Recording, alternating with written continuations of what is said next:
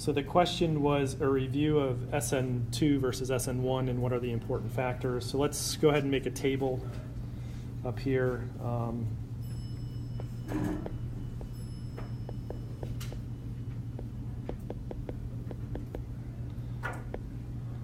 So I'm going to make a couple lists, promoting factor, and then I'll put SN2 and then SN1. So we'll make two columns so that you can compare and contrast.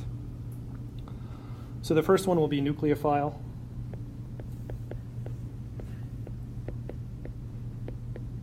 So abbreviated NUC, and a nucleophile is the reacting component that supplies the electron to form the bond.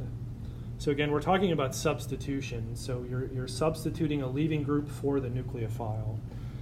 In an SN2 reaction, you have to have a strong nucleophile.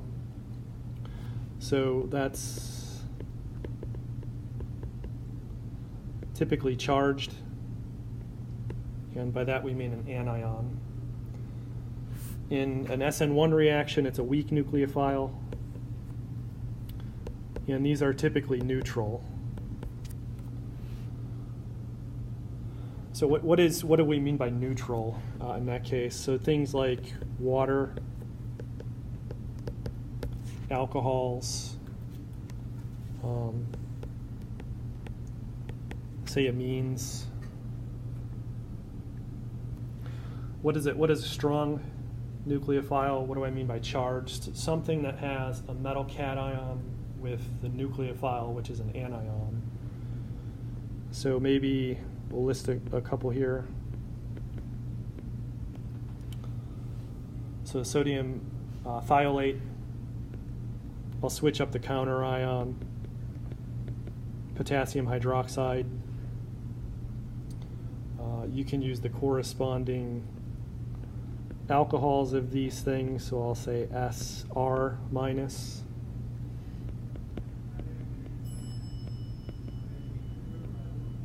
So the anions of alcohol, so the conjugate bases of alcohols, and again, I've just switched up the metal cation.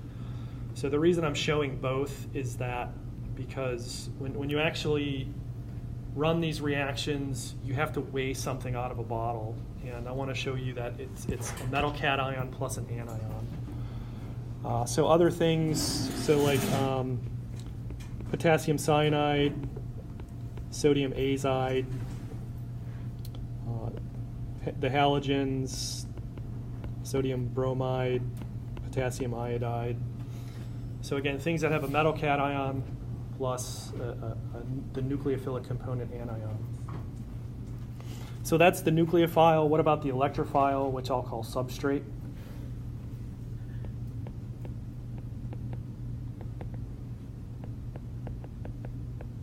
So the electrophile, this is the thing bearing the leaving group. So and this is going to be how you classify that substrate, and I'll write these according to the rate. So allylic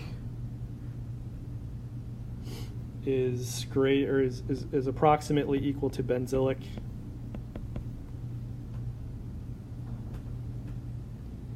And those are greater than methyl. That's greater than primary, greater than secondary, and much, much greater than tertiary. So again, what are you doing? You're looking at the carbon bearing the leaving group, and you're classifying it. So the substrates for an SN1 are going to be essentially the opposite. Tertiary is greater than secondary.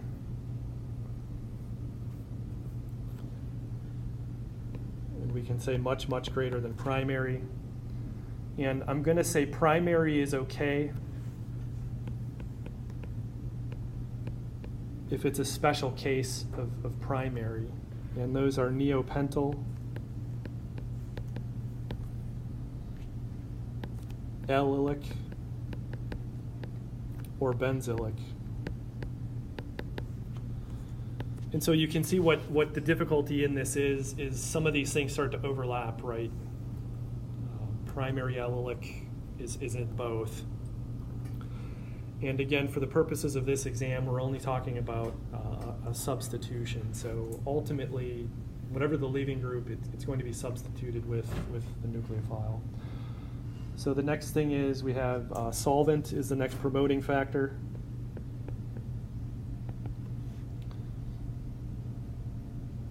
For SN2, we want polar aprotic.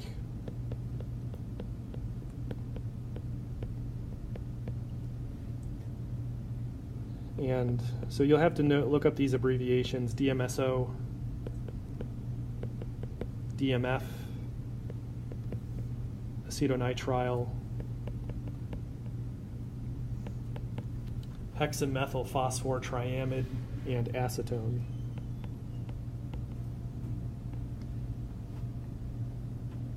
The solvent for an SN1 reaction is polar protic.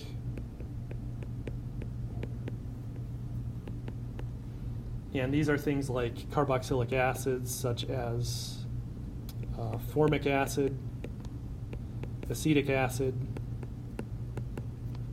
or alcohol such as methanol or ethanol.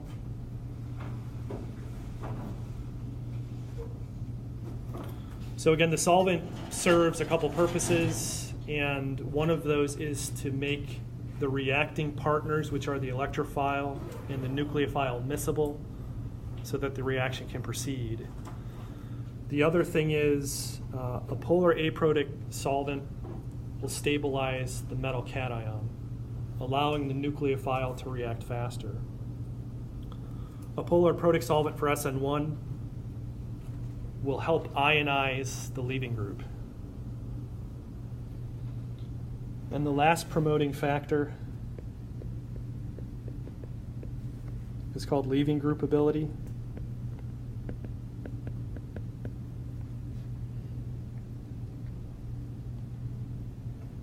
So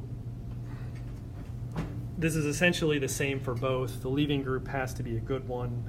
So essentially, if we're talking about halogens, you know, the order iodine is greater than bromine, is greater than chlorine. And you'll see that here for SN1 as well.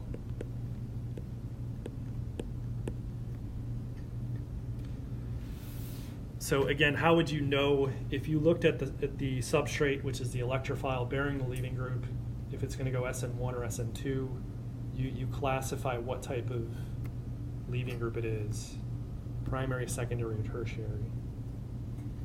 And again, the overall message of why you're doing that is to determine the kinetics or the mechanism.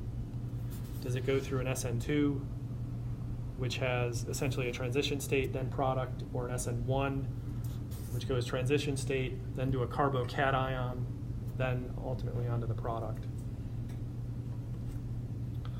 So a couple more things. These were the promoting factors. Now let's talk about characteristics.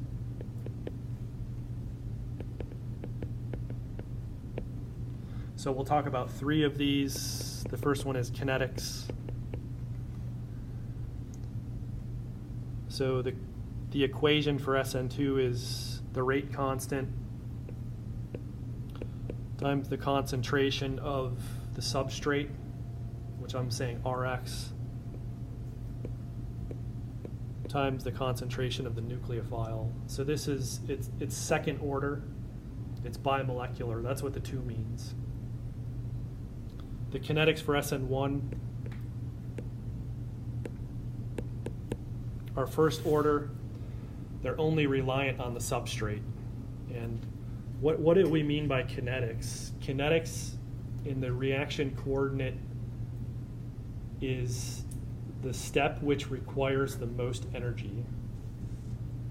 So the thing that requires the most energy determines the rate at which the reaction moves forward. So how far up do you have to go up a hill to get to a transition state?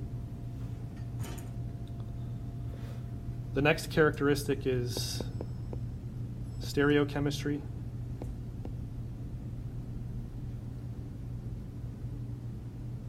For SN2, it's complete inversion.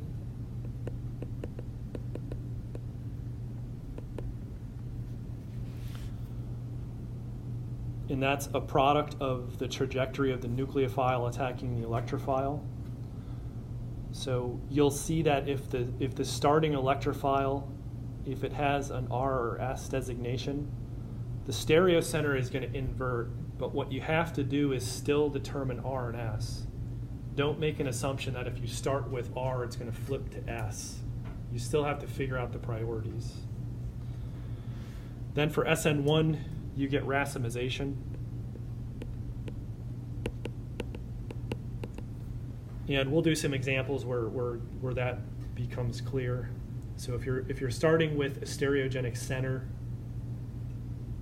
in an SN1, the leaving group ionizes, the carbocation is achiral. So the nucleophile can attack either face of the p orbital. That's how you get racemization. And then finally, the last characteristic is rearrangement.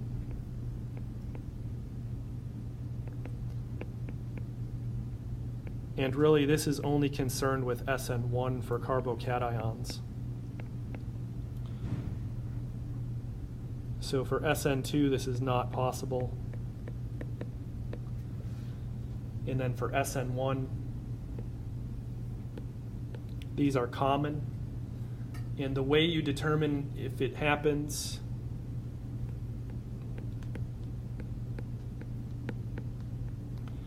is you have to classify the initial leaving group, determine if it's primary, secondary, or tertiary. If it's tertiary, no rearrangement is going to occur because it's already the most stable carbocation. A secondary can go to tertiary, a primary can go to secondary, a primary can go to tertiary.